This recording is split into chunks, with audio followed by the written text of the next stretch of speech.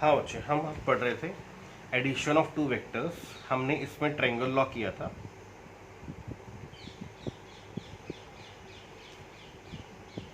Addition of two vectors में हमने triangle law कर लिया था। So this was our A vector, this was our B vector. They are inclined to each other at some angle theta.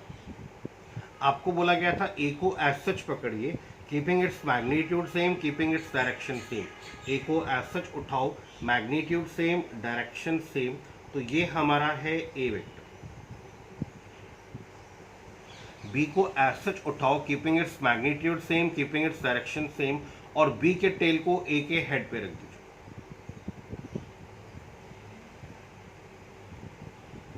B को as such उठाइए, magnitude same, direction same, और b के tail को a के head पे।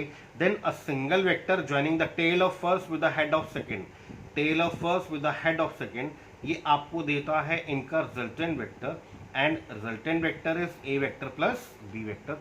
This was your triangle law of vector addition. अब इसमें थोड़ा सा चेंजेस करते हैं। अगर हमारे पास ये बी वेक्टर है, मैग्नीट्यूड सेम रखना है, डायरेक्शन सेम रखनी है, इसको उठाकर यहां बना दीजिए। This would be our b vector, magnitude same, direction same. तो अगर ये बी वेक्टर है तो ये हुआ बी वेक्टर। सिमिलरली अगर ये ए वेक्टर है तो ये हुआ ए वेक्टर। अब इस ट्रायंगल में अगर ट्रायंगल लगाते हो, this is O P Q, suppose this is S, इसमें ट्रायंगल लगाते हो O P plus P Q, ये आपके पास anticlockwise, O P P Q anticlockwise, and this is clockwise. तो ये आपको मिलता है O P plus P Q and the resultant is O Q. तो ये हुआ ए प्लस पी। अगर इस ट्रायंगल में ट्रायंगल लगाते हो तो O S plus S Q, this is O S plus S Q, and this is the closing side that is O Q. तो ये आपको मिलता है बी प्लस ए। कहने का मतलब हुआ कि ये रिजल्टेंट है किसका? ये रिजल्टेंट है इस ए और इस बी का। सिमिलरली आप कह सकते हो ये रिजल्टेंट है किसका? इस बी और इस ए का। This is the order of B, this is the order of A. Arrow check कीजिए, order of B, order of A, and this is the closing side. तो ये रिजल्टेंट है इस ए और इस बी का, और ये रिजल्टेंट है इस बी और इस ए का। दैट मीन्स कि यही रिजल्टेंट है इस ए और इस बी का, क्योंकि ये बी और ये बी सेम है, ये ए और ये ए सेम है। तो रिजल्टेंट को आप ट्रायंगल की क्लोजिंग साइड बोल दीजिए, या इन दोनों का, इसका और इसका डायगोनल बोल दीजिए। तो उसको आप ट्रायंगल की क्लोजिंग साइड बोलो या पैरेललोग्राम का डायगोनल बोलिए, it is one and the same thing. तो उसको आप ट्रायंगल की क्लोजिंग साइड से भी सॉल्व कर सकते हैं, इसको आप पैरेललोग्राम के डायगोनल से भी सॉल्व कर सकते हैं। तो चलिए इसमें हम पढ़ते हैं parallelogram law. Parallelogram law of vector addition.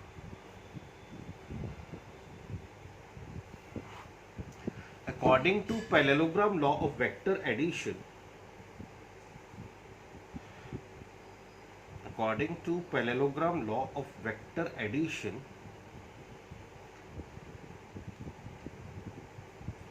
if two vectors acting on a particle at the same time are represented by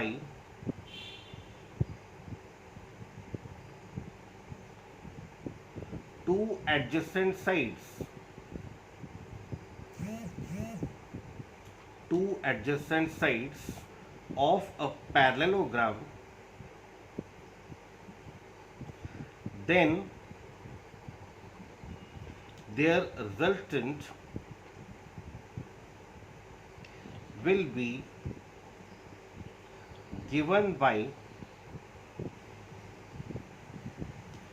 diagonal of the parallelogram। इसको बच्चे सुनना, और प्लीज हम फिर से 2 बार करेंगे, प्लीज सुनना। वो कहते हैं कि अगर दो वेक्टर पैरेललोग्राम की दो एडजेसेंट साइड्स को, अगर दो वेक्टर पैरेललोग्राम की दो एडजेसेंट साइड्स को रिप्रेजेंट करते हैं तो उनका रिजल्टेंट पैरेललोग्राम का डायगोनल देता है।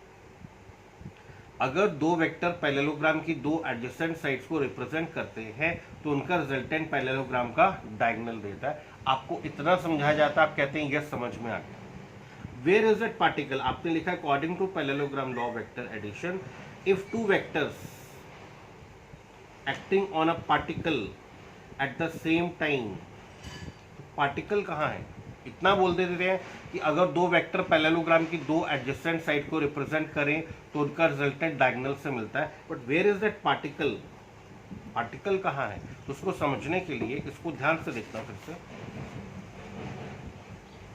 हमारे पास ये पार्टिकल था जैसा हमने ट्रायंगल लॉ में किया था, इस पर एक फोर्स इस तरफ था, the value of force was 6 Newton.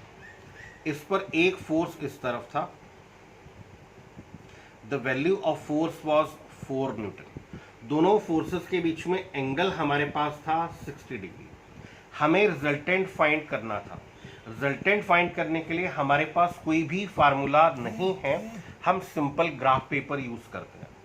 तो ये हम एक स्ट्रेट लाइन लगाते हैं, कंपास खोलते हैं, 1 centimetre is equal to 1 newton.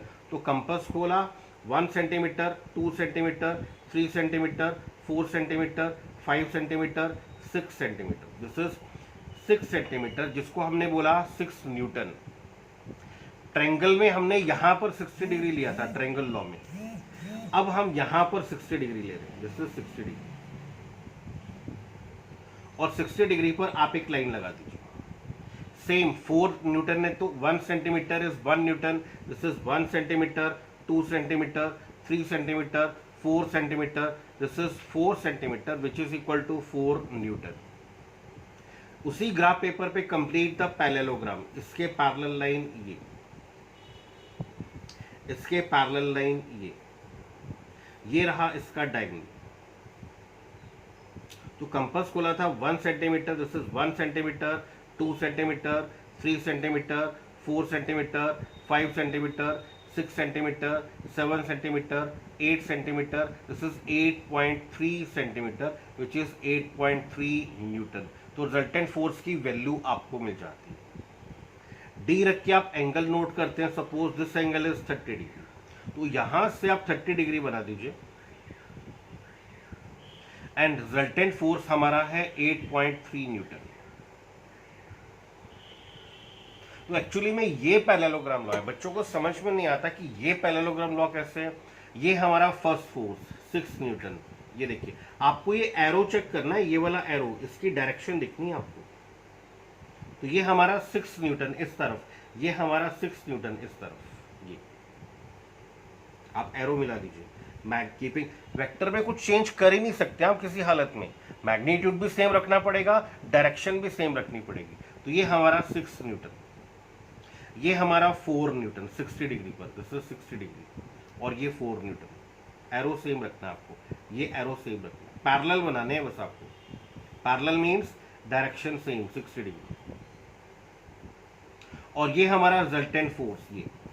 तो कहता है अगर दो फोर्सेस जैसे कि F1 एंड F2, अगर दो फोर्सेस किसी पार्टिकल पे एक्ट कर रहे हैं, उन फोर्सेस को हमने पैरेललोग्राम की दो एडजेसेंट साइड से रिप्रेजेंट किया। अगर दो फोर्सेस किसी पार्टिकल पे एक्ट कर रहे हैं, उन दो फोर्सेस को हमने पैरेललोग्राम की दो एडजेसेंट साइड से रिप्रेजेंट किया, तो उनका रिजल्टेंट हमें पैरेललोग्राम के डायगोनल से मिल जाता है। उनका रिजल्टेंट हमें पैरेललोग्राम के डायगोनल से, तो उन दोनों फोर्सेस का रिजल्टेंट हमें पैरेललोग्राम के डायगोनल से मिल जाता है। This is parallelogram law. अब इसको पढ़ो, क्या लिखा है। If two forces, two vectors और forces acting on a particle at the same time, उनको रिप्रेजेंट करें, अगर उन फोर्सेस को रिप्रेजेंट करें, are represented by two adjacent sides of the parallelogram, then their resultant will be given by the diagonal of the parallelogram। तो अगर दो forces किसी पार्टिकल पे एक्ट कर रहे हैं और उनको हम पैरेललोग्राम की दो एडजेसेंट साइड से रिप्रेजेंट करते हैं, तो उनका रिजल्टेंट हमें पैरेललोग्राम का डायगोनल देता है।